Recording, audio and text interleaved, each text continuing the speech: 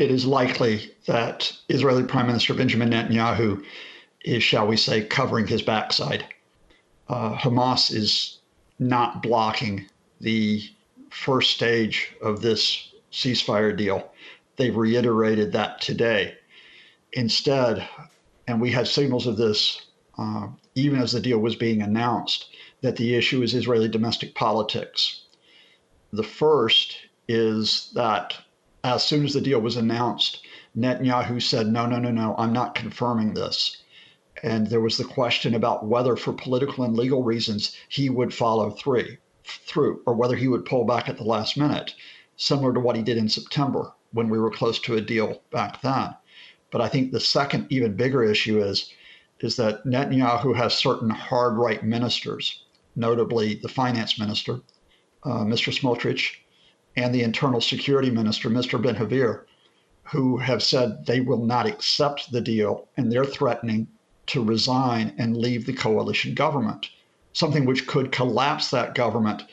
And I think you got the signal when, in terms of Thursday morning Israel time, when this meeting was delayed, the cabinet meeting was delayed for an hour, then for 2 hours, then for 3 hours. What has happened is those hard right ministers are digging their heels in, and Netanyahu now has to face the choice. He either has to run the risk of accepting their resignations and push the ceasefire deal through with his other ministers, or he has to back out of the deal and try to find some excuse for why Israel will continue the war. It seems like nothing is set in stone with this deal. As we approach the ceasefire date on Sunday, there are reports of a ramping up of strikes on Gaza rather than a slowing down.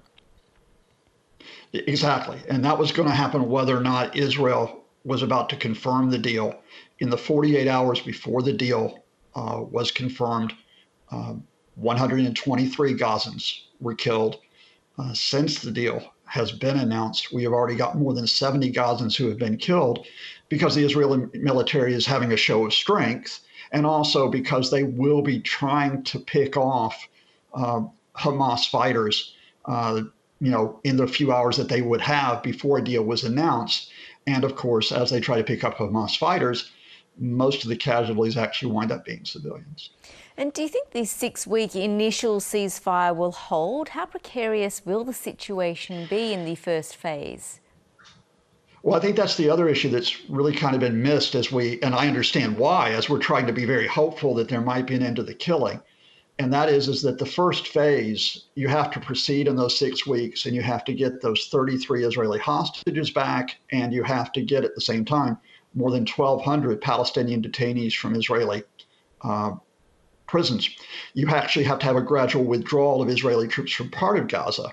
So you have to keep watching during those 42 days as to whether that takes place. But I think the bigger issue is that nothing has been agreed for the second phase, which would be the next 6 weeks. And there are two key issues that are not agreed here that I think means it is far from inevitable that we get an extension of the ceasefire.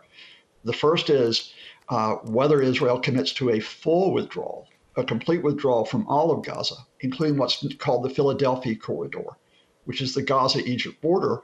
And secondly, Israel and U.S. have said that Hamas must step down. They must leave power in Gaza.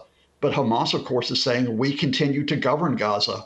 How do you resolve that issue in order to get the second phase of the ceasefire implemented? You've got the second phase to follow, and after that, all sides still need to agree on a vision for post-war Gaza. As you've mentioned, what will that likely look like? We don't know, because from the standpoint of the U.S., what they talk about is getting the Palestinian Authority to come in and lead Gaza. But the Palestinian Authority faces questions over its rule in the West Bank. It has not necessarily been unified. A lot of Gazans may not like it. The question of whether we get other Palestinian groups that could form a government. The Israelis object to a number of those Palestinian political and civil society activists being in a government. The idea that other countries can come in and provide security in a peacekeeping force. No country at this point has really wanted to be part of that, whether it's a European country, whether it's the US, whether it's an Arab country. So I'm afraid that when it comes to the longer term future, both political and military, of Gaza, we really have no clear answers at this point. The hope is that if you get a 6-week ceasefire, maybe then you can start to work on those answers. And Scott, is it clear how many hostages being held in Gaza will be released and how many Palestinian detainees will be freed in return? Can you tell us a bit more about this aspect of the agreement? Yeah, amidst all this uncertainty we at least have this nailed down, because the terms of the deal were released to media. And that is, in the first phase, out of the 95 hostages, some dead, some alive, held by Hamas, 33 would be released. Those would be living hostages. They would be the sick, the infirm, and the elderly in particular. There are also 2 hostages who have been held for a decade by Gazan groups, and they would be released. In return, you'd have this total of more than 1,200 Palestinians, including scores who are serving life sentences. Most of the Palestinians being released do not have those lengthy sentences. Many of them have been imprisoned for nonviolent charges. But like I said, in return for like the high value hostages, I hate using that term, but that's the way it's looked at by the Israeli government, some Palestinians on life sentences would be released, although the conditions would be that some of them would have to leave Gaza and effectively go into exile. Meanwhile, Donald Trump, who takes office on Monday, has claimed credit for the breakthrough in Gaza. Not surprising to you? Of course not. I mean, Donald Trump claims credit when the sun rises in the east every morning. Joe Biden has claimed credit on behalf of the American administration. As an analyst, what I'd look at it this way is that there are a number of parties who've been involved in months for trying to get this deal. So if you're going to talk about who's involved, you would talk about not just the United States through the Biden administration, or lately through Trump's envoy, Steve Witkoff, but you would have to talk about the Egyptians, the Qataris. You would have to talk about others, NGOs, in fact, who've been involved with trying to broker these discussions. It's going to be interesting if this ceasefire falls apart, whether Donald Trump will still claim credit for it, or whether he'll say, oh, no, I had nothing to do with this. We shall wait and see. Professor Scott Lucas, thanks as always. Thank you.